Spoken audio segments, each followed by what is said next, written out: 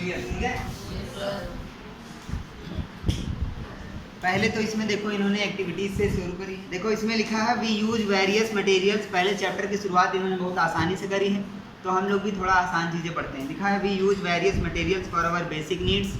हम अपनी basic needs जो हमारी हैं, बेसिक नीड्स समझते हो ना, मतलब जो ना हो तो हम भी नहीं होंगे, वो ज़रूरतें, जैसे खाना पीना, रहना, रोटी कपड़ा और मकान, तो उनके लिए लिखा है some of them are found in nature. कुछ उसमें चीज़ें ऐसी होती जो हमको नेचर मिलती हैं और कुछ हमको बनानी पड़ती हैं। तो इसमें कुछ तुम्हें लिस्ट बनानी है जो नेचुरल मिलती हैं और जो मैन मेड होती है। तो आसान होगा, खुद का आसान चैप्टर है। नेचुरल चीज़ें लिखना है जो हमको प्रकृति से ऐसे मिलती हैं, तो उसमें क्या लिखोगे बताओ। आगे देखो लिखा है कि can we use all our natural resources forever. वो जो पूछ रहे हैं सवाल कि जितने भी नेचुरल रिसोर्सेज हमको मिले हैं, क्या हम इनको हमेशा के लिए इस्तेमाल करते रहेंगे बिना ख़त्म किए हुए? हाँ या ना में जवाब दो सिर्फ। पहले एक बार क्वेश्चन फिर से सुनो, फिर सब लोग जवाब देंगे इसका। जितने भी नेचुरल रिसोर्सेज हैं, जैसे एयर हो गया, वाटर हो गया, है ना, प्लांट से जो हमको फूड मिला, क्या ये जीवन भर हमेशा फॉरएवर चलता ही रहेगा ऐसे, या कभी ख़त्म होगा? ख़त्म हो जाएगा, ख़त्म हो जाएगा। अभी देखो पानी की भी चल रहा है नहीं, पानी बचाओ देश बचाओ, नेचुरल रिसोर्स ही तो है। थोड़ा दिमाग लगाओगे तो समझ जाओगे सब, ऐसा कुछ है नहीं इसमें। जो पानी बचाओ वाला अभियान चल रहा है वो क्यों चल रहा है? क्योंकि पानी कम हो रहा है, ख़त्म हो रहा है, ऐसा नहीं है। लेकिन पृथ्वी पे क्या है, पानी बहुत, 3/4 पानी है, पीने योग्य नहीं है वो। हरा पानी जो उसको पी पाओगे ना, उससे कपड़े भी नहीं धुल सकते, उसमें साबुन ही नहीं गिरेगा। जो समुद्र का पानी, उसमें क्या कपड़े धुल सकते हो? नहीं है, तो पानी बहुत, लेकिन हमारे काम का कोई नहीं। अब कह दो उसको हम लोग अगर मशीन में डाल के साफ़ कर लें, जितना खर्चा उसको साफ़ करने में आएगा, वहन नहीं कर पाओगे उतना खर्चा। अब कह रहे हैं, फिर देखो ये पूरा का पूरा इन्होंने यही कहा है, क्लास 7 में तो हमने पढ़ रखा है। देखो राइट वाले पैराग्राफ में लिखा है you have already studied about water in class 7। पानी के बारे में हम लोग पहले से क्लास 7 में पढ़ चुके हैं कि पानी जो है एक लिमिटलेस रिसोर्स है, वो लिमिट में है, इसलिए लिमिट में ही रह के उसको इस्तेमाल करना है। समझ रहे हो? आगे लिखा है in the light of the availability of various resource in nature, natural resources can be broadly classified into 2 kinds. जितने भी नेचुरल रिसोर्स हैं उनको हमने 2 पार्ट में डिवाइड किया है। पहला है इन एग्जॉस्टिबल नेचुरल रिसोर्स, है ना, दूसरा है एग्जॉस्टिबल नेचुरल रिसोर्स। पहले वाले में वो आएंगे जो क्या होंगे, कभी नहीं ख़त्म होंगे, है ना, जैसे सनलाइट हो गई, कभी ख़त्म होगी। सूरज, अभी कुछ दिनों पहले तुम लोगों ने पढ़ा होगा, कहीं भी पढ़ते रहते होगे कि वो कई हज़ारों साल बाद जाके क्या होगा, खराब हो जाएगा, है ना।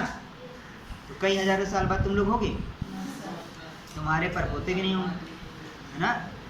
तो मतलब वो फॉरएवर, हमेशा के लिए है। ठीक, इसके बाद एयर लिखा है, हवा कभी ख़त्म होगी? नहीं, हवा तो हमेशा रहेगी। हाँ, अब इसमें एक पार्टिकुलर एक चीज़ दे दी गई, एयर तो रहेगी, इसमें ऑक्सीजन गैस पता नहीं होगी ना, है ना। एयर हमेशा रहेगी। एयर कहाँ जाएगी? एटमॉस्फेयर जो हमारा इस पृथ्वी से ऊपर 11 किलोमीटर फैला हुआ है, वो तो हमेशा रहेगा। हो सकता है 11 से कम हो जाए, 10 पे आ जाए, 9 पे आ जाए, एयर कम हो जाए थोड़ा बहुत, लेकिन क्योंकि गैसेस इधर उधर हो जाएंगी, लेकिन ख़त्म कभी नहीं होंगी, ये एयर कहीं ना कहीं तो रहेगी। दूसरा जो पॉइंट दिया है एग्जॉस्टिबल नेचुरल रिसोर्स, ये वो होते हैं जो लिमिटेड हैं। इनमें देखो किसका किसका दिया गया, examples of these resources are forest, जंगल जो हैं, जिस तरीके से कटौती चल रही है इस समय, जैसे आम के बाग कट रहे हैं, जिन लोगों के इस सीज़न में आम नहीं आए थे वो गुस्से में कटवा रहे हैं, देख रहे हो, कट रहे हैं कि नहीं आम के बाग। तो ऐसे अगर कटते जाएंगे तो एक दिन ऐसा आएगा जब तुम अपने घर के बाहर खड़े होगे, तुमको तुम्हारे मामा का घर दिख रहा होगा। क्यों? बीच में कोई पेड़ पौधे ही नहीं। हाँ, बीच में बिल्डिंग्स बन गए होंगे, इस वजह से भले ना दिखे, लेकिन दिखेगा धीरे धीरे। ये दूसरा दिया गया है वाइल्ड लाइफ, जंगली जानवर जो हैं। अब कुछ लोग कह रहे होंगे कि जंगली जानवरों से हमारा क्या फ़ायदा है? कोई फ़ायदा? सवाल ये है कि अगर जंगल ख़त्म हो जाएगा तो क्या होगा? जानवर नहीं बचेंगे। अब जानवर नहीं होंगे तो क्या? एक फूड चेन का नाम सुने हो? मुझे एक फूड श्रृंखला चल रही है, खाद्य श्रृंखला, वो डिस्टर्ब हो जाएगी। तो अगर इसीलिए देखो, जैसे तुम्हारे घर के आसपास बहुत मच्छर होंगे, वो मारते होगे, लेकिन अगर गवर्नमेंट चाह जाए तो एक दिन में इस पृथ्वी पर से मच्छर को गायब कर दे, लेकिन कर रही हो नहीं। क्यों? अगर वो गायब हो जाएंगे तो फूड चेन क्या हो जाएगी, डिस्टर्ब हो जाएगी। बल्कि तुम लोगों ने सुना होगा एक बुक आती है जिसमें जो विलुप्त हो रहे हैं उनको दर्ज किया जाता है, उनका नाम लिखा जाता है, उनको बचाने के लिए प्रयास किए जाते हैं। क्या नाम है उस बुक का? तो रेड डेटा बुक में उन विलुप्त होने वाली प्रजातियों के नाम होते हैं जो बहुत खतरे में बहुत कम बचे हैं। सरकार प्रयास करती है कि वो बचें। क्यों करती है? क्या मिल रहा हमसे? चेन डिस्टर्ब हो जाएगी। मान लो तुम्हारे घर के आसपास बहुत मच्छर हैं, उन मच्छरों को खा के कौन जीवित है? मेढक को खा के कोई जीवित होगा, ऐसे उसको खा के कोई जीवित होगा। पूरा ऐसे ही एक चेन चल रही है। अगर एक गायब हो गया दूसरे पर प्रभाव पड़ जाएगा, वो पूरी की पूरी चेन गड़बड़ हो जाएगी। ठीक, अभी आगे हम लोग फूड चेन के बारे में पढ़ेंगे। हो गया ही आगे। हाँ देखो लिखा है minerals, coals, petroleum, natural gas. Petroleum जैसे है, पेट्रोल जो है क्यों इसके प्राइस बढ़ते जा रहे हैं लगातार? ये लिमिटेड है। जिसके यहाँ सोचो, जिसके यहाँ पेट्रोलियम निकला है, पेट्रोलियम क्या होता है कई बार हमने बताया है, एक ब्लैक कलर का ऑयल होता है जो दुबई में निकलता है। वहाँ के शेख लोग जो वाइट कपड़ा पहन के अल हबीबी करते हैं, क्यों करते हैं? कि उनके पास पैसा बहुत है। किस वजह से पैसा जानते हो? मान लो जैसे अपना स्कूल है, इसका जो एक ग्राउंड है, यहाँ पे ऐसे किसान भैया एक दिन कोड़ रहे हो, ज़मीन को खुदाई कर रहे हो, अचानक से काले रंग का एक तेल निकला है। क्या होगा? अमीर हो गए तुरंत, क्योंकि उस तेल से क्या बन जाएगा? पेट्रोल, डीजल, सब जितने भी तरीके के जो फ्यूल हैं वो सारे के सारे उससे बन जाएंगे। तो ऐसे ही जो दुबई में जिनके घर हैं उनके घरों से निकलता है। अब वो लोगों को फ्री में मिल रहा है, बेच रहे हैं। तो वहीं ने वहाँ तो सस्ता है। वो लोग जब यहाँ एक्सपोर्ट करते हैं, इंडिया में जब एक्सपोर्ट करते हैं वहाँ से, तो यहाँ पे इतना महंगा बेच रहे हैं, पता है तुमको। अब है एक्टिविटी 5.2। देखो इसमें ये एक ग्रुप एक्टिविटी है, इसको ज़रा पढ़ो, ज़रा देखो क्या लिखा है, मन में पढ़ो। Divide group students into groups of 7 each. 7 के ग्रुप में उनको डिवाइड करो। Further divide each group into 3 सब ग्रुप। हर ग्रुप को 3 सब ग्रुप में तोड़ो, कंटेनिंग 1, 2 और 4। ठीक, students label them as first, second and third generation respectively. उनको नाम दो, फर्स्ट जनरेशन, सेकेंड जनरेशन और थर्ड। समझो जरा बात को। इसको पहले कहा उन्होंने 7 के ग्रुप बनाओ, 7 हो गए। ठीक, अब इसमें से इसको बना दो फर्स्ट जनरेशन। फिर क्या था? 1 के बाद क्या था? 2। ये हो गई सेकेंड और ये थर्ड जनरेशन। यानी कि ये दादाजी हैं, ये पिताजी और ये बच्चे, थर्ड जनरेशन। ठीक, ये समझा रहा है। फिर बता रहे हैं 7 लोगों का ग्रुप बनाया, उसमें ये हो गए फर्स्ट जनरेशन, ये सेकंड जनरेशन, ये थर्ड जनरेशन। ये 1 लोग हैं, 2 लोग, फिर ये 4। ठीक, ये 3 जनरेशन चल रही। दादाजी, उनके बेटे यानी कि तुम्हारे पिताजी, फिर तुम लोग। ठीक, अब क्या आगे देखो कहाँ है? Label them as first, second and third generation. These सब ग्रुप्स रिप्रेजेंट द कंज्यूमर्स। ये सब क्या है? कंज्यूमर्स, जो इस्तेमाल करते हैं चीज़ों को। As population is growing, second and third generation have larger number of consumers. अब देखो जनसंख्या जो है बढ़ रही है लगातार। पहले 1 लोग, फिर 2 हो गए, 2 से 4 हो गए, जनसंख्या बढ़ रही है ना। ये हम लोग दिखा रहे हैं इंडिया के, ये दिखा रहे हैं बेटा। कैसे? देखो क्या होगा लिखा है, put 1 full container for each group on a table. Ask consumers of the first generation from each group to consume eatables from the container of their group. अब ये जो खाना है, जो हम लोगों ने अभी जो पॉपकॉर्न और ये पीनट्स वगैरह भरे थे, इनसे बारी बारी से कहो कि खाओ। तो बात ये आए कि लास्ट में इसको समझ लो बस, बाकी तो पढ़ के समझ जाओगे। इनके लिए बहुत कम फूड बचेगा। इससे हमको क्या पता चल रहा है? बताओ।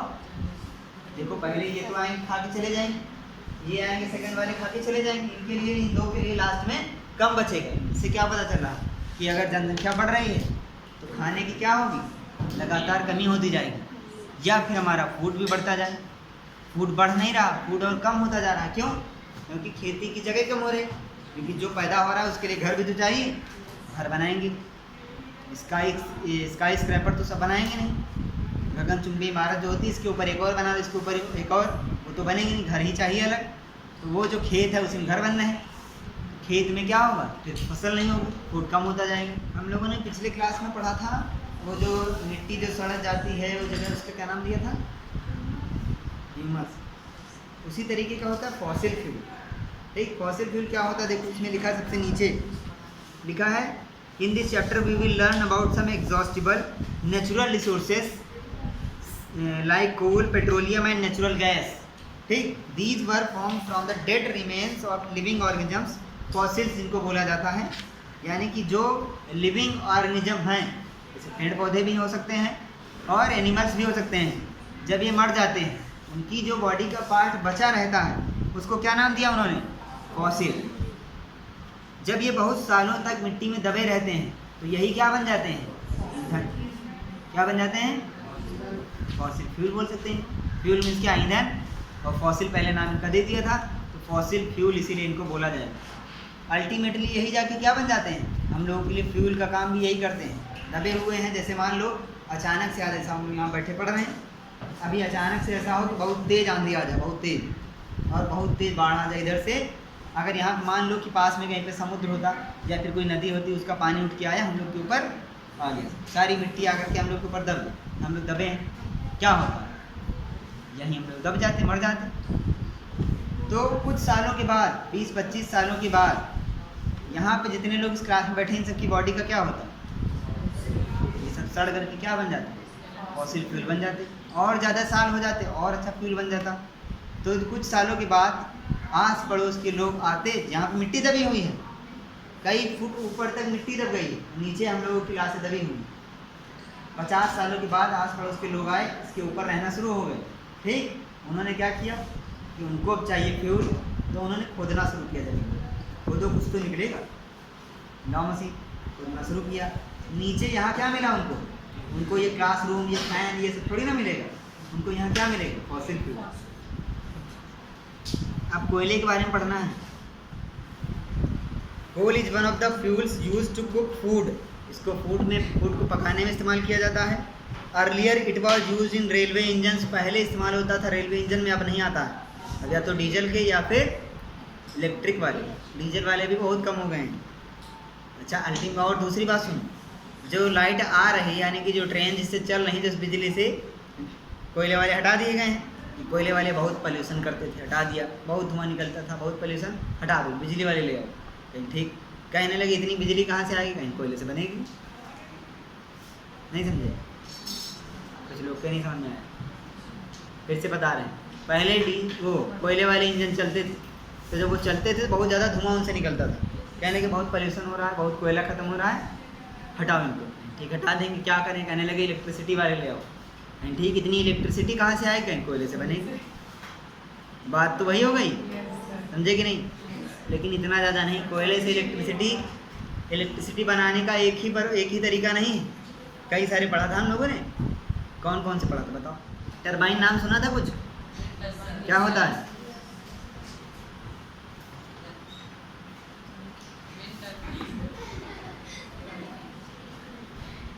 पानी से चलने वाला एक था, एक हवा से चलने वाला था, है ना? और जैसे इस पंखे में जो मोटर लगा हुआ है, उसको जब हम इलेक्ट्रिसिटी देते हैं तब वो घूमता है। ठीक, फिर सुनो एक बार हम बताया, ध्यान सुनो। इस पंखे में जो मोटर लगा हुआ है, उसको इलेक्ट्रिसिटी या करंट दो तो फिर वो घूमेगा। लेकिन अगर हम इसको हम घुमाएं तो हमको वापस करंट देगा?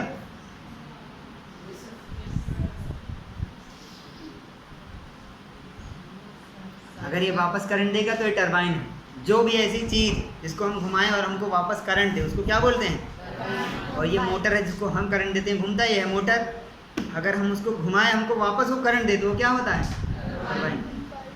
तो एक हमारे पास टरबाइन है मोटर जैसा, इसमें आगे हम कुछ भी बांध दें, बस इसको घुमाएंगे तो इससे हमको क्या मिलेगी? करंट मिलेगी। तो अब यही हमने टरबाइन कर दिया बहुत बड़ा, बहुत बड़ा और बड़ा, मतलब इस पूरे इस कमरे के बराबर। ठीक, तो अब हम इसको घुमाएंगे कैसे? हमने इसमें बड़ा सा पंखा बांध दिया, एक बहुत बड़ा सा, बहुत ही बड़ा। हवा चली, वो पंखा घूमा हवा से, वो जब पंखा घूमेगा तो ये टरबाइन पूरा घूमेगा। इतने बड़े टरबाइन को जब घुमा दोगे तो कितनी ज़्यादा सारी लाइट बनेगी, समझ सकते हो? अब हमें चाहिए कि हवा चल रही हो या ना चले, हमको लगातार लाइट चाहिए, क्योंकि हम लोग हैं लालची। तो हमने देखा एक जगह पे झरना लगा हुआ था, हम अपना वो टरबाइन उठा के ले गए, झरने के नीचे रख दिया। अब झरने का पानी उस पर गिरेगा, वो लगातार घूमता रहेगा, फ्री में लाइट मिल रही। समझ गए कि नहीं? अच्छा, और एक चीज़ बताएं, वही टरबाइन को घुमाने के लिए अब तुम्हारा ज़रूरी थोड़ी है तुम हवा के पास लेके जाओ या फिर झरने के पास जाओ, उसको तुम डीजल इंजन में लगा दो, उसमें एक डीजल इंजन लगा दो, वो घुमाएगा उसको। तो जो जनरेटर होता तो यही है, वो उसको डीजल इंजन अलग होता है, टरबाइन उसमें बस जोड़ा जाता है, देखना कभी ध्यान से। डीजल इंजन का काम है वो, उसमें डीजल डालोगे वो नाचेगा, बस उसका काम इतना। जितना तेज डीजल डालोगे उतना तेज वो क्या होगा, राउंड करेगा। अब हमने उसमें एक पुली से टरबाइन को जोड़ दिया, जितना तेज तुम डीजल इंजन को नचाओगे उतना तेज क्या होगा, टरबाइन घूमेगा, उतनी तेजी से हमको लाइट मिलेगी। शादी बारात में यही तो किया जाता है। कोल को क्या बोलते हैं, कोयला। इसकी कहानी इसमें दी गई, स्टोरी ऑफ कोल। इसमें बताया गया था 300 मिलियन ईयर्स एगो क्या हुआ था, बहुत घने जंगल हुआ करते थे।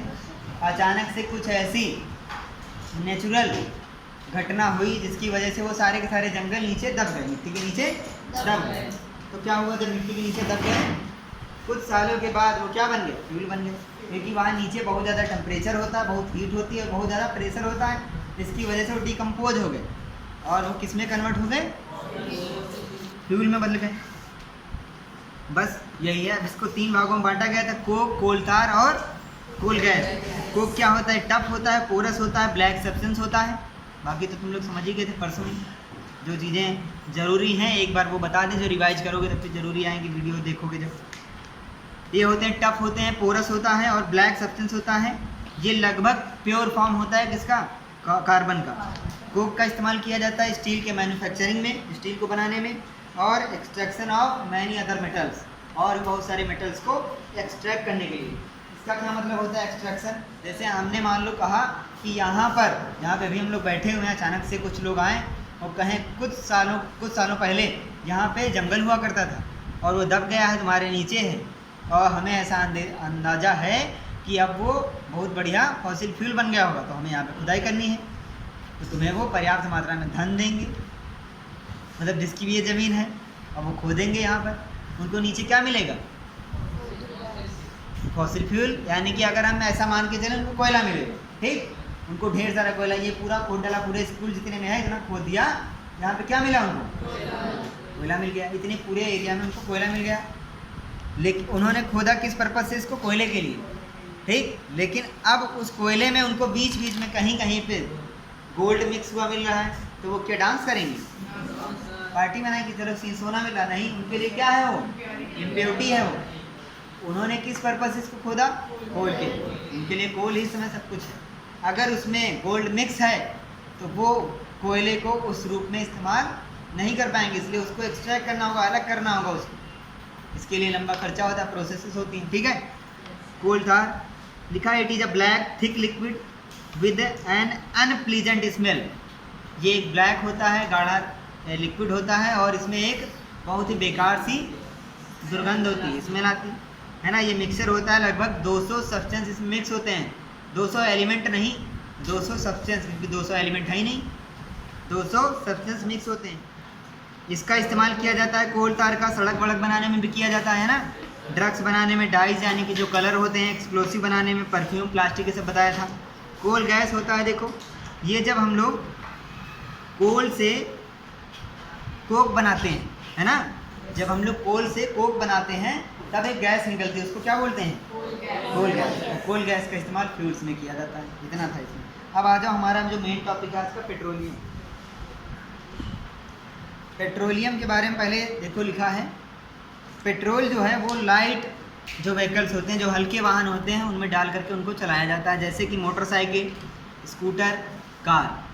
अब कुछ लोग कह रहे हैं कार में तो डीजल भी पड़ता है, तो लाइट व्हीकल्स की बात करें जो हल्की गाड़ियाँ होती हैं। अब जो कार्स आ रही हैं क्या वो हल्की होती हैं, जितनी ज़्यादा आप अपग्रेड होती जा रही हैं उनमें क्या डाल रहे हैं, डीजल, यानी कि जिसमें डीजल पड़ रहा होगा वो क्या होगी, भारी होगी, ज़्यादा इंजन उसका पावरफुल होगा, ठीक। Petrol and diesel are obtained from a natural resource called petroleum. The word petroleum is derived from petra, जिसका मतलब होता है रॉक, और ओलियम जिसका मतलब होता है ऑयल। इसको हम तोड़ करके लिख रहे हैं, देखो समझोगे। पेट्रा, पेट्रा का मतलब क्या लिखा है, रॉक का मतलब क्या होता है, दूसरा ओलियम, ओलियम का मतलब क्या है, ऑयल, ठीक, समझ गए, यानी कि पत्थर का तेल, है ना, समझ गए कि नहीं।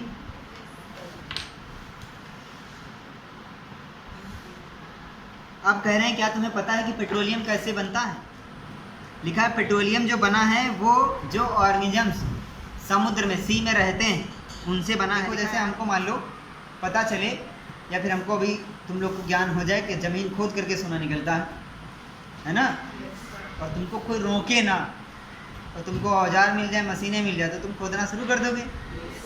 तो कहाँ पे खोदोगे पहले? समुद्र में ना। क्यों जानते हो काहे के लिए? क्योंकि समुद्र पहले से थोड़ा सा खुदा हुआ है। जो नॉर्मल हमारी ज़मीन है ये, इसमें हमको मान लो अभी गहराई तक खोदना होगा, और समुद्र में जाओगे तो पहले से थोड़ा गहरा नहीं है, तो हमको कम खोदना पड़ेगा। बस वहाँ पे हमको इंतजाम ये करने होंगे कि पानी के अंदर हम ये काम कैसे करें। समझ रहे हो कि नहीं? दूसरी चीज़, पहली तो ये हो गई समुद्र में इसलिए करेंगे। दूसरा, पहला तो ये कि जो स्थल पर यानी कि लैंड पर जो जीव जंतु मर जाते हैं, जैसे मान लो जंगल में है जो जीव जंतु मर जाते हैं, उनका क्या होता है? उनको दूसरे खा जाते हैं, या फिर उनको क्या होता है, वो ज़मीन में दब जाते हैं। तो अभी वो ज़्यादा गहरे में थोड़ी ना गए हैं, थोड़ा खोदो जाके फावड़े से निकल आएंगे, उनकी हड्डियाँ तो निकल ही आएंगी, यानी कि उनको ज़मीन के नीचे जाने में ज़्यादा साल लग जाएंगे, है ना। लेकिन जो समुद्र के अंदर जीव जंतु मर गए, सब पहले तो वो पानी के ऊपर टहल लेंगे, एकदम नीचे तो जाएंगे नहीं। पानी में जितना ज़्यादा तुम नीचे जाते जाओगे उतना तुम्हारे ऊपर क्या होगा, प्रेशर बढ़ता जाएगा। तो ज़्यादा नीचे तो जाते नहीं, लेकिन जब वो मर गए तब कहाँ जाएंगे? ऊपर जाएंगे या फिर नीचे जाएंगे, डिपेंड करता है उनकी बॉडी कैसी बनी है। चलो हम मान लेते नीचे गया हो, ठीक, नीचे चलता गया एकदम से नीचे पहुँच गया, तो प्रेशर से उसकी जो बॉडी है वो क्या होगी, जल्दी डिस्ट्रॉय हो जाएगी, जल्दी फट जाएगी। और बाकी के ऑर्गेनिज्म उसके पास तो आएंगे नहीं, क्योंकि वो ऊपर तैरे होंगे, एकदम नीचे नहीं आएंगे, वहाँ पे प्रेशर ज़्यादा है, यानी कि उसको दूसरे ऑर्गेनिजम्स खा लें, ऐसा चांस कम है ना। लैंड पे ज़्यादा है। खुले में कोई जानवर सड़क पे देखो कुत्ता मर जाए, 2-3 दिन बाद उनको गाय मिलेगा, ऐसा नहीं उसको कोई आदमी उठा कहीं नहीं ले गया, उसको बाकी जानवर खा गए, है ना, चील कौवे सब खा गए, फिर दूसरा कुत्ता खा गया होगा।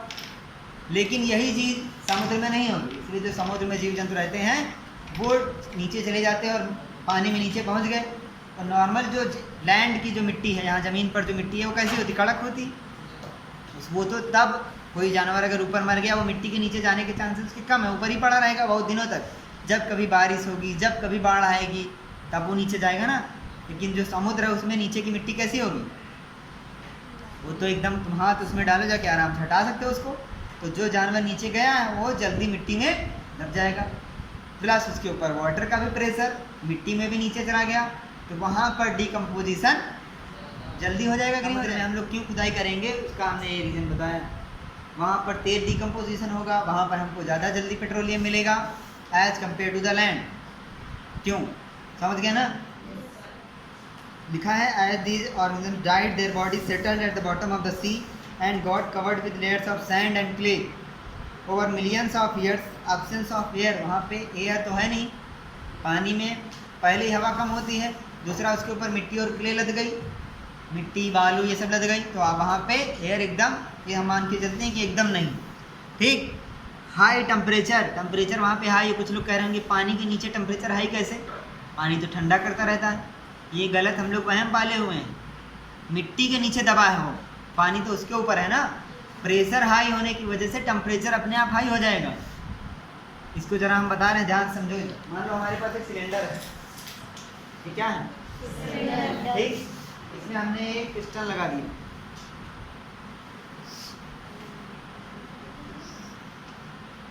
ये पिस्टन लगा दिया, ठीक। अब इसके अंदर यहाँ पर गैस भरी हुई है, ठीक है।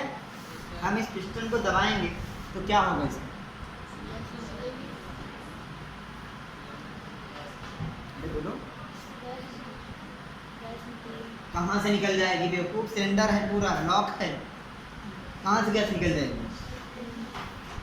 2D में बनाया है तो ऐसा नहीं कि इधर से गैस निकल जाएगी। ये एक सिलेंडर है, 3D कैसे बनाते हैं, प्रेशर इंक्रीज हो जाएगा इसके अंदर का। अगर हम प्रेशर बढ़ाएं, प्रेशर बढ़ा रहे हैं, इंक्रीज का साइन है, ठीक है। हम इसको पकड़ के नीचे धक्का दे रहे हैं तो प्रेशर इसके अंदर का क्या होगा, बढ़ेगा। जब प्रेशर बढ़ेगा तो अपने आप टेम्परेचर भी क्या होगा, बढ़ जाएगा, ठीक। आप इसको देखो, दूसरे तरीके समझा रहे हैं, उल्टा कर रहे हैं इसको, थोड़ा दिमाग लगाना है। यहाँ पर छोड़ दिया हमने, इसको आज़ाद कर दिया एकदम।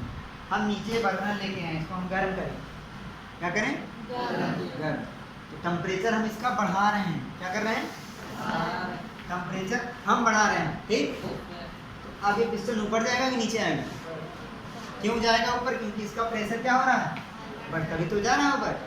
जो हमने इधर बोला था इधर प्रूव हो गया कि नहीं, यानी कि प्रेशर अगर हम बढ़ाएंगे तो टेम्परेचर बढ़ेगा, अगर हम टेम्परेचर बढ़ाएंगे तो प्रेशर बढ़ेगा। समझ गए कि नहीं? अब यही चीज़ जो हम यहाँ पे बता रहे हैं, ये समुद्र में मिलियंस ऑफ ईयर्स लगता है। यानी कि कोई जानवर मर गया, मान लो समुद्र में रहने वाला, नीचे जाके मिट्टी में दब गया, तो ऐसा नहीं कि आज मर गया कल उसका पेट्रोलियम बन गया। मिलियंस ऑफ ईयर्स लगेंगे, लाखों साल लग जाएंगे वहाँ पे उसको कन्वर्ट होने में। धीरे धीरे प्रोसेस होती है, प्रेशर बढ़ गया, टेम्परेचर बढ़ गया, उसकी भी बॉडी किसी चीज़ से मिलके बनी हुई है। फिगर 5.4 बना हुआ है, देखो उसने कुएं बनाए उन्होंने, इम्परवियस रॉक्स हैं और वाटर बना हुआ है, ऑयल बना हुआ है, गैस बना हुआ है। सबसे ऊपर गैस पाई जा रही, उसके नीचे ऑयल पाया जा रहा है, उसके नीचे वाटर पाया जा रहा है। अब हमको कोई ये बताए कि वाटर नीचे क्यों पाया जा रहा है? कह रहा हूँ हमें क्या पता, जैसे पृथ्वी होगी वैसे पाया जा रहा, इसके पीछे रीजन है। तो थोड़ा सा सोचो कि वाटर नीचे क्यों है, ऑयल उसके ऊपर क्यों है?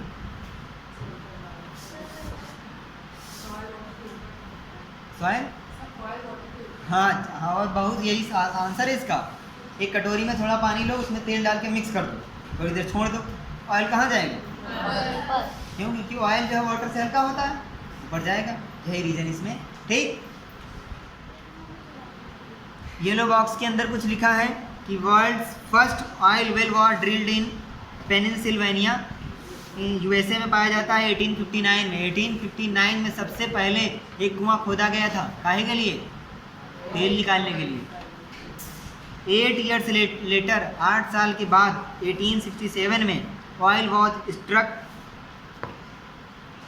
एट मकूम इन असम। अपने यहाँ इंडिया में देखो 8 साल बाद 1867 में हमारे यहाँ से तेल, 1867 से हमारे यहाँ तेल निकाला जा रहा है। इंडिया में तेल कहाँ कहाँ पाया जाता है? असम में पाया जाता है, Gujarat, Mumbai, high and in the river basins of Godavari and Krishna, इनमें पाया जाता है। रिफाइनिंग ऑफ पेट्रोलियम देखते हैं। अब पेट्रोलियम तो हमने निकाल लिया, इसकी रिफाइनिंग कैसे करेंगे? यानी कि पेट्रोलियम से यूज करने वाली चीज़ों को अलग करना और अनयूज चीज़ों को अलग करना। रिफाइनिंग ऑफ पेट्रोलियम लिखा है, petroleum is a dark oily liquid. Petroleum एक गाढ़े कलर का ऑयली लिक्विड होता है। It has a unpleasant odour, इसमें बहुत भयानक जो दुर्गंध आती है। It is a mixture of various constituents such as petroleum gas, petroleum diesel, lubricating oil, paraffin wax. पहले ही बता चुके हैं, पेट्रोलियम में ही सारी चीज़ें पाई जाती हैं। सारे तरीके के ईंधन जितने होते हैं, पेट्रोल, डीजल, सीएनजी, एलपीजी, ये सब इसी में होंगे। The process of separating the various constituents, इन सबको अलग अलग करना क्या कहलाता है? Petroleum refinery. टेबल 5.5 देखो बना हुआ है, इसमें अलग अलग चीज़ें लिखी हुई हैं कि petroleum gas in liquid form, LPG, इसका किस लिए इस्तेमाल होता है? फ्यूल फॉर होम, जो घर में हमारे सिलेंडर आता है भारत गैस इंडियन वाला, उसमें क्या होता है? एलपीजी लिक्विड में होता है। वो जो सिलेंडर उठा के ऐसे देखो, उसके अंदर लगता है कि पानी भरा हुआ है कि नहीं? तो लिक्विड में होता है। और बड़ी बड़ी इंडस्ट्रीज होती हैं, उसमें फ्यूल के रूप में इस्तेमाल किया जाता है। पेट्रोल का इस्तेमाल किस में किया जाता है पता ही है तुमको। केरोसिन का इस्तेमाल ये भी पहले होता था, अब कम हो गया है ना, स्टोव वगैरह जलाने में, लैंप जलाने में। डीजल का इस्तेमाल हैवी मोटर व्हीकल्स चलाने में, जैसे बड़ी गाड़ियाँ जो हैं, ट्रक चलाने में, बस चलाने में। लेकिन डीजल में क्या होता है? पोल्यूशन ज़्यादा होता है, इसलिए उसको कम कर दिया गया। उसकी जगह पे किसका इस्तेमाल करते हैं? सीएनजी। लेकिन सीएनजी में भी मज़ा नहीं आया, अरे नहीं, उसकी जगह पे ले आए इलेक्ट्रिक। अब चल रही नहीं इलेक्ट्रिक वाली बस, लेकिन घूम फिर के बात वही आ जाती है। उस दिन बताया था, इलेक्ट्रिक वाली जो बसेस हैं, कह रहे हैं उस पर लिखा है बड़ा बड़ा, नो एमिशन नो पोल्यूशन। पढ़े हो कि नहीं? अब तुम खड़ गया है, जब नई नई आई थी बड़ा बड़ा लिखा था नो एमिशन नो पोल्यूशन। लेकिन उनसे पूछो इसको चार्ज कहाँ करते हो, तो बताएंगे वहाँ जाओ पता करो ये लाइट कहाँ से आ रही, तो बताएंगे कोयले की खान है, वहाँ जलाया जा रहा है कोयला, लाइट बन रही। पोल्यूशन तो हो ही रहा, कहीं ना कहीं तो हो रहा ना। लिखा है मैनी यूज, येलो बॉक्स में देखो लिखा है, many useful substances are obtained from petroleum and natural gas, these are termed as petrochemicals. इनका इस्तेमाल किया जाता है मैन्युफैक्चरिंग में, किसके किसके? डिटर्जेंट में। फाइबर्स बनाए जाते हैं जैसे पॉलिस्टर, नायलॉन, एक्रिलिक। अब कह दो ये क्या है। पिछले क्लास में फाइबर टू फैब्रिक चैप्टर पढ़ के आए थे, उसमें नेचुरल होते थे कुछ, जैसे कॉटन, वुल, और कुछ क्या थे सिंथेटिक। तो वहीं है पॉलिस्टर, नायलॉन, एक्रेलिक, इनके कपड़े पाए जाते हैं। या फिर और भी चीज़ें होती हैं कि टायर भी बनते हैं, जैकेट भी बनता है, सब कुछ बनता है। Polythene and other man made plastic. Hydrogen gas obtain from natural gas. जब नेचुरल गैस को बर्न करते हैं तो कौन सी गैस बनती है? Hydrogen gas. हाइड्रोजन गैस हो गया is use in the production of fertilisers. Hydrogen gas जो उनके उसको जलाने से बनती है उसका इस्तेमाल करते हैं यूरिया बनाने में, खाद बनाने में। Due to its great commercial importance petroleum is also called black gold. Natural gas देखो लिखा है, natural gas is a very important fossil fuel because it is easy to transport through pipes. ये बहुत इंपॉर्टेंट है और आसान है कि इसको हम पाइप में डाल करके एक देखो, मान लो कि तुम्हारे एक एरिया में एक जगह पे नेचुरल गैस कहीं पाई जा रही है, इस एरिया में एक जगह पे नेचुरल गैस पाई गई, वहाँ से पाइप लगा के पूरे में ट्रांसफ़र कर दिया। आसान होता है, एक बार पाइप लगा दो, जब तुम बटन ऑन करोगे घुमाओगे लीवर पहुँच जाएगी गैस। ठीक। Natural gas is stored under high pressure as compressed natural gas. देखो अभी हमने बताया था, जैसे यहाँ पे जो सिलेंडर बनाया था उसके अंदर जो गैस रखी थी, ऐसे अगर हम गैस को रखेंगे बहुत जगह लेगी वो, क्योंकि गैस क्या होती, फैली हुई होती पूरे में। सॉलिड एकदम थोड़ा सा होगा, लिक्विड उससे थोड़ी ज़्यादा जगह लेगा। गैस बहुत जगह लेती है, लेकिन उसको कंप्रेस करके रखा जाता है दबा करके। उसी का नाम क्या दे दिया गया है? CNG। क्या दिया गया है? याद हो गया? CNG compressed natural gas. CNG का इस्तेमाल किया जाता है पावर जनरेशन के लिए। It is now being used in fuel for transport vehicles. क्यों? क्योंकि ये सबसे कम पॉल्यूटिंग होती है ना। ये क्लीनर, देखो हमने उस दिन बताया था जिसका जो काम है अगर वो पूरी तरीके से कर रहा है तो वो हमारे लिए बेस्ट है। जैसे बल्ब है, उसका इस्तेमाल क्यों करते हो? लाइट के लिए। अगर वो बल्ब हम उसको हम ऐसे बता रहे हैं कि अगर हम उसको 5 एनर्जी दे दें और हमको वापस में 5 लाइट दे दें तो क्या हो? बेस्ट है वो हमारे लिए। हमने उसको 5 एनर्जी दिया, उसने 2 लाइट दिया, 3 हीट में खा गया, तो बेकार है वो हमारे लिए। वैसे ही अगर हमने 1 लीटर या 1 किलो गैस हमने दिया गया अपने व्हीकल को, तो वो पूरी की पूरी बर्न हो जाए, जल करके हमको उससे एनर्जी मिल जाए, तो वो हमारे लिए बेस्ट है। ठीक। लेकिन अगर हमने 1 किलो दिया, वो थोड़ी जले, थोड़ी अनबर्नड हो, यानी कि आधा जली रह जाए, और वो पीछे जो गाड़ी में साइलेंसर होता है उससे निकले धुएँ के रूप में, तो हमारे लिए क्या है? बेकार है। तो CNG क्या होती है? वो पूर्ण रूप से जल जाती है, इसलिए वो हमारे लिए बेस्ट है। ठीक। आगे लिखा था great advantage of CNG is that it can be use directly for burning in homes and factories where it can be supplied through pipes. इसको घरों में इस्तेमाल किया जा सकता है, फैक्ट्रीज में किया जा सकता है। क्यों? इसको पाइप्स के द्वारा हम एक जगह से दूसरी जगह आसानी से भेज सकते हैं। कितने लोग स्कूल के ट्रांसपोर्ट से आते हैं? तुम लोग कभी CNG भरवाने गए हो भैया जी के साथ? गए हो?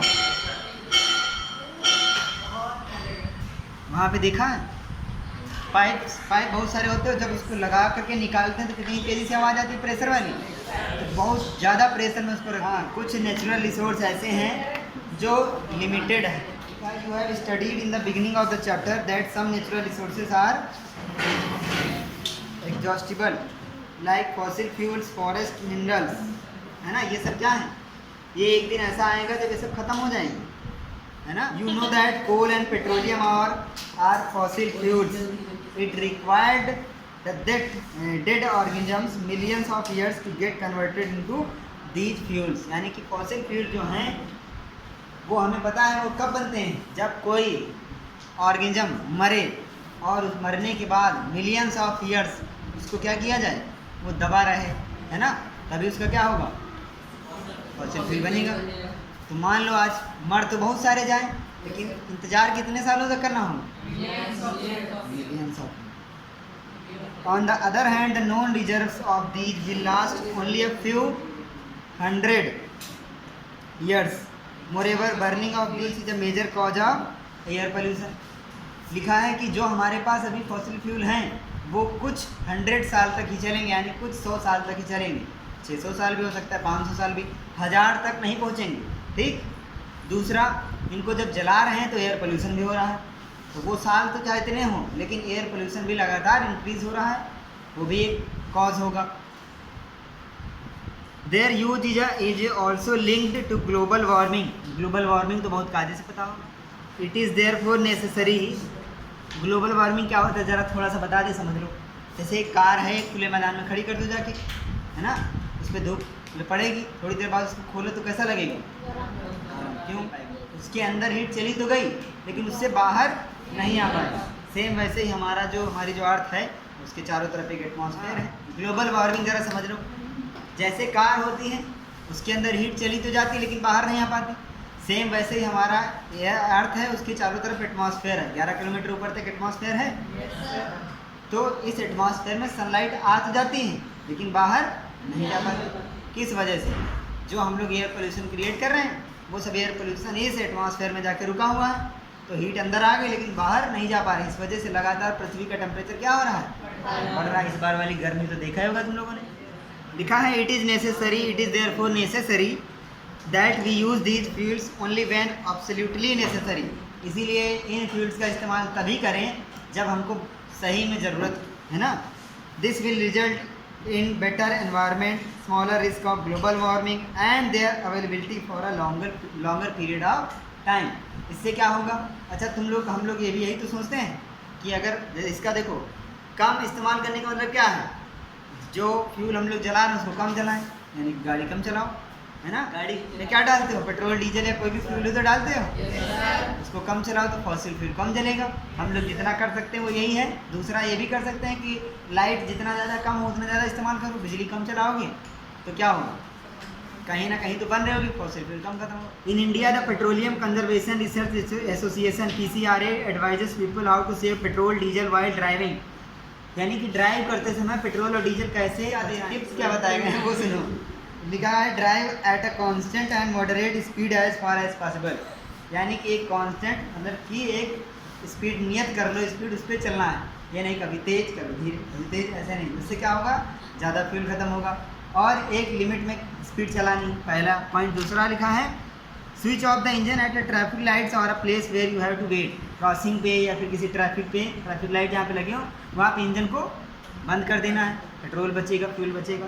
Ensure correct tyre pressure, tyre में हवा प्रॉपरली हो, ज़्यादा होगी तो ज़्यादा फ्यूल खत्म होगा, ठीक है। चौथा point ensure regular maintenance of the vehicle, proper उसकी सर्विसिंग कराएं तो फ्यूल कम। इसकी समरी देख लिया जाए। पहला पॉइंट लिखा है coal, petroleum and natural gas और फॉसिल फ्यूल्स। ये हमने पहले पढ़ लिया। कोल, पेट्रोलियम और नेचुरल गैस क्या है? Fossil fuels. दूसरा point fossil fuels were formed from the dead remains of living organisms millions of years ago. Millions of years ago पहले क्या हुआ था? लिविंग ऑर्गेनिजम्स दब गए थे मिट्टी के नीचे समुद्र में, उस वजह से आज हम लोग को क्या मिल रहा है? सोचो मिलियंस ऑफ ईयर्स एगो ऐसा ना हुआ होता तो आज क्या होता? हमारे पास फॉसिल फ्यूल होते। अगला point fossil fuels are exhaustible resources, यानी कि फॉसिल फ्यूल कभी ना कभी खत्म होंगे। अगला coke, coal tar and coal gas are the products of coal. तीन चीज़ें हमने पढ़ाई थी। कोल का प्रोडक्ट कौन है? कोक, कोल tar और गैस। जब हम लोग कोल से कोक बनाते हैं तब एक गैस निकलती है, उसका क्या नाम था? Petroleum gas, petrol, diesel, kerosene, paraffin, wax, lubricating oil are obtained by refining petroleum. जब पेट्रोलियम को रिफाइन कर रहे होते हैं तब इतनी चीज़ें हमको प्राप्त होती हैं। बड़ी उसकी भट्टी बनती है, उसमें नीचे पेट्रोलियम को बर्न किया जाता है, गर्म किया जाता है और उसमें अलग अलग टेम्परेचर पे अलग अलग चीज़ें हमको प्राप्त होती हैं, ठीक। हाँ, एक्सरसाइज शुरू करो। पहला क्वेश्चन देखो, what are the advantages of using CNG and LPG as fuels. CNG और LPG को अगर हम फ्यूल के रूप में इस्तेमाल कर रहे हैं तो क्या क्या एडवांटेजेस, यानी कि क्या क्या फ़ायदे, ठीक। लिखा है CNG is a natural gas used for power generation. It is now being used as fuels for transport vehicles because it is less polluting. उस दिन हमने बताया था कि जो चीज़ जिस चीज़ के लिए बनाई गई है अगर वो प्रॉपरली वैसे ही वर्क करे तो वो हमारे लिए बेस्ट है। CNG का काम है कि बर्न हो और एनर्जी दो, ठीक। तो अगर वो पूरी तरीके से बर्न हो जाए, कोई भी फ्यूल है, हम जान लो जितना हम दे रहे हैं, अगर वो पूरा बर्न हो जाए तो हमको पूरी एनर्जी मिल रही है उससे, हमारे लिए वो बेस्ट है। CNG क्या होती है? Maximum amount of CNG burn हो जाता है। ये भी नहीं कि पूरी बर्न हो जाती है, बेस्ट एकदम बेस्ट नहीं, इससे भी अच्छे हमको मिल सकते हैं फ्यूल, लेकिन जितने अभी हमारे नॉलेज में हैं उसमें से क्या है, थोड़ा ठीक ठाक है, काम चलाओ, ठीक है। The great advantage of CNG is that it can be used directly for burning in homes and factories where it can be supplied through pipes. LPG used for homes and industry.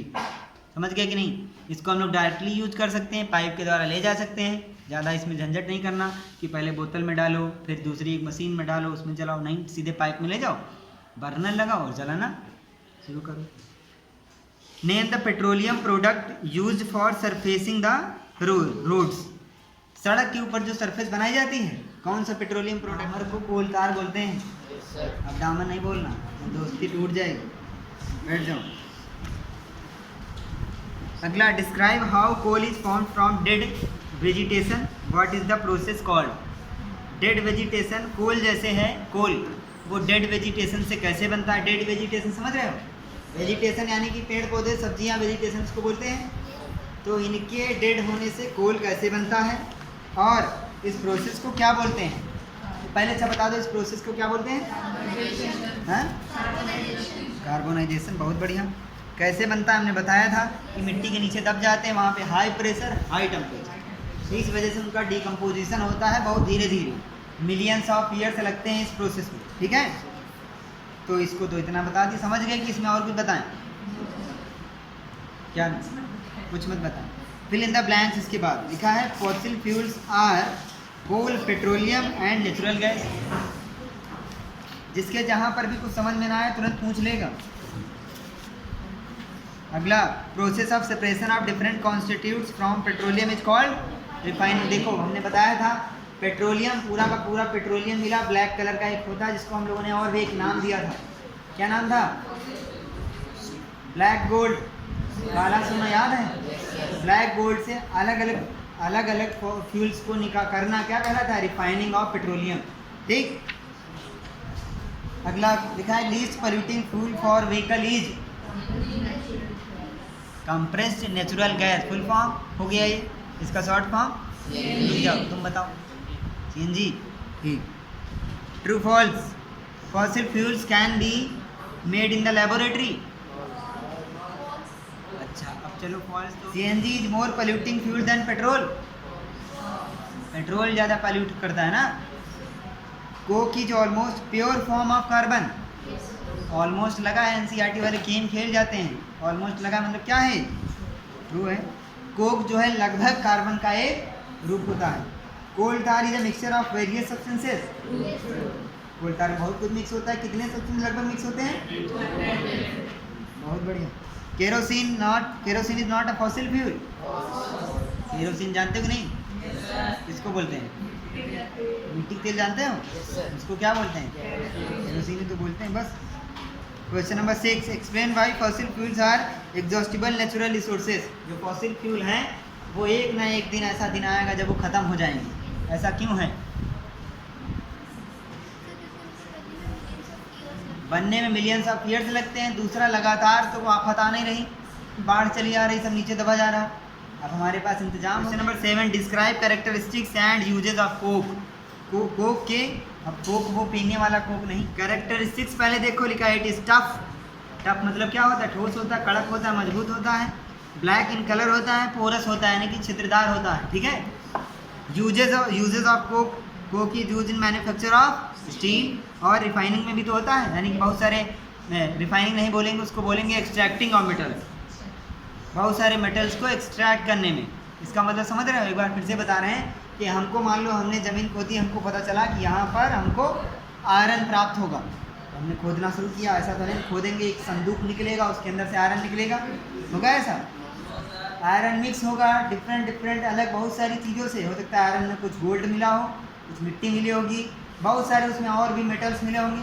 तो हम iron को क्या करेंगे? Extract करेंगे, अलग निकालेंगे। उसके अलावा उसमें जो भी मिक्स होगा, चाहे वो गोल्ड हो, प्लेटिनम हो, डायमंड हो, वो हमारे लिए क्या है? Impurity. Explain the process of formation of petroleum. Petroleum का बनने की प्रोसेस को एक्सप्लेन करना। पेट्रोलियम जो है डेड ऑर्गेनिज्म से बनता है। क्या होता है अचानक से?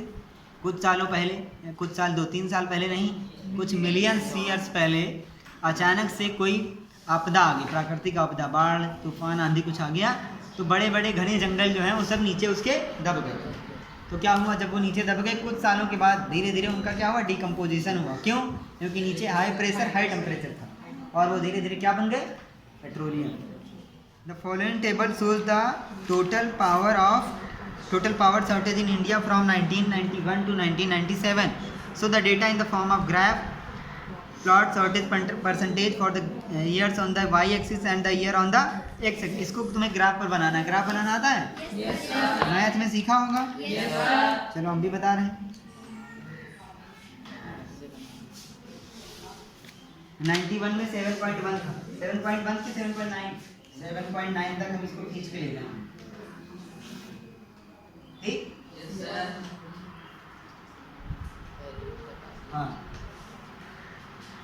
हाँ क्या लिखा है, देखो लिखा है 1991 में शॉर्टेज थी 7.9% की, 1992 में 7.8 की, 93 में 8.3 की। तो इसको ऐसे, जैसे इसमें दो तरीके से इसका ग्राफ बनाया जा सकता है। पहले यहाँ पे ही बनाओ 1 2 3 4 5 6 7 8 9 10 और इसको बढ़ाते चले, ठीक? और ईयर कहाँ से बताया इन्होंने, 91 से, है ना? यहाँ पर दिखा दो, ये 1991 हो गया, 1992 हो गया, सिर्फ 93 लिख दें, 94 95 96 97 98 93 में कितना बोला है, 8.3 यहाँ पे लग बताएगा, है ना? इसके और इसके सामने यहाँ पर रख दो, ठीक? अभी अगर हम लोग ग्राफ पे बनाएंगे तो एग्जैक्ट वो सामने बन जाएगा। तो अगर तुम्हारे पास कोई ग्राफ वाली कॉपी है तो उसका एक पेज काट के यहाँ पेस्ट कर लेना, उसको बना देना, ठीक है? 94 में कितना बताया, 7.4 यहाँ पे लगभग आएगा इसके बीच में, ठीक? ये ऐसे लाइन लेके आओ और 94 के सामने यहाँ पे लगा दो, और 95 में 7.1 नीचे आ जाएगा यहाँ पे थोड़ा, और 96 में 9.2 यहाँ जाएगा, 97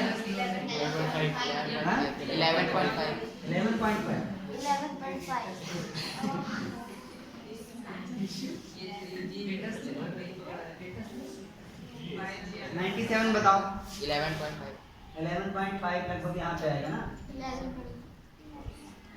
सबसे ज़्यादा 97 में दिक्कत चल रही थी, अब इनको आपस मिला देना है, ये ऐसे मिल जाएगा, ये ऐसे,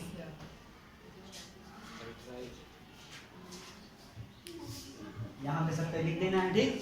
तो इससे हमें ये पता चला कि 91 में पहले दिक्कत क्या थी, यानी कि पेट्रोलियम या ईंधन की क्या, यही तो पूछा गया है, पावर शॉर्टेज, है ना? शॉर्टेज जो है 91 में इतनी थी, फिर 92 तक थोड़ी कम हुई, फिर 93 में और बढ़ गई, 94 में कम हुई, फिर इसके बाद और कम हुई, फिर अचानक से बढ़ना शुरू हो गई और आकर के 97 में सबसे ज़्यादा पावर शॉर्टेज थी। उस समय पावर की बहुत ज़्यादा ज़रूरत थी। बस बन गया, ये हो गया।